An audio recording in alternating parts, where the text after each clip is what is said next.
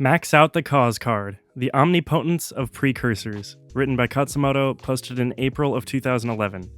Quote, if you're going to spend most of your time experiencing rather than accomplishing, then perhaps it makes sense to focus on the quality of your daily experiences and not merely on the heights of your accomplishments.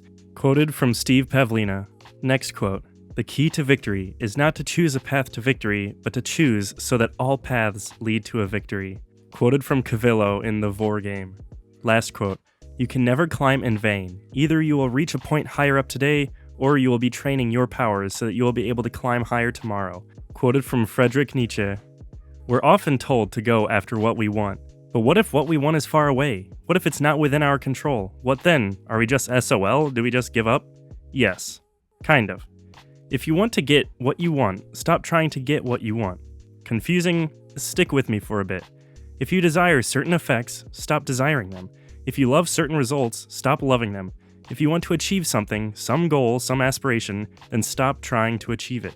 Wanting to know Japanese doesn't get these. Insert block of Japanese text here. Into your head.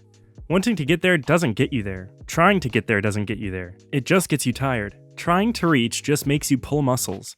Motion in the general direction of there, by whatever means of locomotion is available, that's all that gets you there. Motion causes a change of position.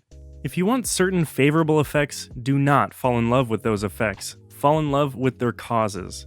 Now, there are good reasons for finding this logic suspect. False causes. In the past, through malice or ignorance, we have come to believe in false causes. No, eating your vegetables will not turn you into a fighter jet like Michael Jackson in Moonwalker. I speak from painful experience. Means/ends confusion. It's possible to get so wrapped up in means that the ends become confused or even forgotten. For more on such pathological obsession with process to the detriment of meaningful results, see Japan, Employee Life In for details, smiley face. Urban living. Not growing stuff divorces us from opportunities to observe long-term causal chains in nature. This leads not just to an ignorance of such causal chains, but to a thoroughgoing disbelief in their very existence. I wanted to use the word thoroughgoing at least once in my lifetime, and look at me now, all grown up. Bad science. Deterministic proclamations from fields like evolutionary psychology and genetics, fields where talk too often outpaces actual hard knowledge, lead us to self-fulfilling beliefs that things are more fixed than they actually are. It used to be old men with beards in the sky, now it's molecules and cells. Conjecture and BS remain conjecture and BS regardless of whether they come dressed up in cassocks or lab coats, or jeans, or sweatpants. Desire works, sometimes. Strong desire can often lead to massive action on causes, but it's a bit of an unreliable vehicle. It's too vague. Why bother with a hit-and-miss mind job of maximizing desire when we can more directly and coolly play the cause card, right? Right. So do you need to think a bit to avoid certain pitfalls of the cause-centered path, the path-centered path, the journey-centered journey? Fortunately for the intellectually lazy, yours truly included, you don't need to think that hard. The common sense of the average toddler will do. It is that unvarnished, unsocialized frankness that can say the emperor is naked, caviar just tastes of salt, and only a fraction of classical music is actually any good. It's your inner pipsqueak. Listen to that voice. Back on topic. You can't control too many effects, but as it turns out, you don't really need to. The trick is to control the causes. Grab a hold of those causes and never let go. Squeeze them. Milk them for all they're worth. Max out the cause card. You can't control whether you'll make any friends or not, but you can control the number of people you will meet and how humane you are to them. And that's enough. You can't control whether or not you'll win a Stanley Cup. Footnote 1. You don't try to win Stanley Cups as such. I mean, if you want the stupid cup so much, you can just break into the NHL back office or wherever and steal it. Or, I don't know, have a local handyman make you a replica.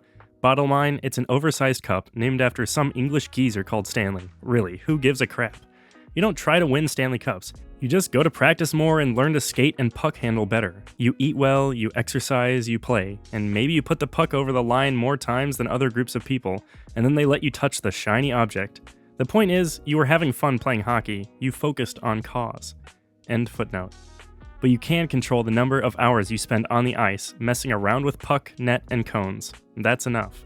You can't fully control when exactly you'll become awesome at Japanese. Not in an immediate, satisfying way, but you can control how much and how often you expose yourself to Japanese. That's more than enough. You can't control the results. but you can control the things that produce the results, and that's more than enough. You get to control the journey, where most of the time is spent anyway. That's freaking awesome. Imagine if you couldn't control the journey. Imagine if you could only control the fleeting arrival moment. You could go anywhere you wanted, but you couldn't choose how to get there. That would suck. Hold on a sec though. Stop the irrational optimism train before it runs over that gaggle of school children. What in your life sucks so much that you can't even control the causes? Easy. Give up. And run up the causal chain. If you can't control the causes, control the causes of the causes. Max out the causes of the causes. Max out quaternary causes and reap their effects, which are tertiary causes. Okay, now you have tertiary causes. Max them out and reap secondary causes. Max out secondaries and reap primaries. Now you're at primaries. Max these out and you're at your precious effect destination. All Japanese all the time, AJATT is all about maxing out the cause card. It's too stupid and straightforward to fail. It's based on the childlike realization that Japanese people, the people who are the best at Japanese, also spend the most time in contact with Japanese. In fact, the average Japanese person spends as many hours in contact with Japanese as she does breathing air. You can't be born in Japan. You can't have Japanese parents. You can't control who your parents were. You can't control how or where they raised you. But none of that matters. That's first quarter stuff. Don't waste your time trying to control the first quarter from the second. Play the game now. Realize that you're a member of the global elite. You have literacy, electricity, and home comforts. I know that you do because you're reading this. You can cast aside the false causes, first quarter excuses, and pick up the real cause card. You can spend all of your available free time in contact with Japanese. You can Japanize anything and any moment and any place that can be Japanized. You can max out the Japanese fluency cause card. You can rip these remaining 3 quarters a new one, because there are always 3 quarters available, smiley face. In a cause-effect universe, precursors are just about omnipotent. And guess what? In all likelihood, you already control more precursors than you need to reach your destination. So now, giving up on something far too early, which is when most people give up, becomes not a question of lacking moral fiber, but one of poor arithmetic. You're pronouncing your own death from dehydration when you have unfettered access to a fridge full of water 2 feet away. It's just unnecessary premature. You can always give up later. You have all the time you'll be dead, practically all of eternity, in which to give up. Before you worry about what you can't do, do everything, and I mean everything, that you can do.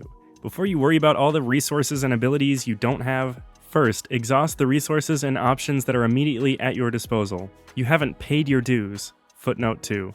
I hate this phrase. End footnote. As it were, until your cause card, time, energy, and productive thought invested in practice, in all things that cause desired effects, is maxed out.